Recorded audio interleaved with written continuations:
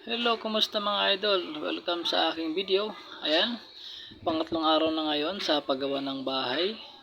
Kaya tayo ay tutulong sa pag-ayos ng extension, yung wire na yan, naman! para madala dito sa labas. Para may extension sila doon at mapagamitan.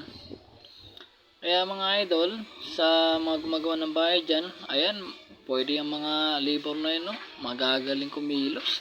Kaya tulong-tulong muna tayo sa pagbuhat ng mga hollow block, hakot-hakot, diba, kahit papano gumagana yung trabaho Wow naman! para mas mabilis matapos. Kaya habang kami gumagawa, yung sa baba naman, yung bayaw ko nagluluto naman ng adobong manok. Ayan, Huwag mong subukan. manok na yan. Masisira ang buhay mo. Idol, masarap na yan. Grabe. Tapos si Tito naman, na gano'n ng isda. Ayan, ihaw ng isda sa labas. Kaya ito yung labas ng bahay, idol. Tuloy-tuloy pa rin sa pagsira.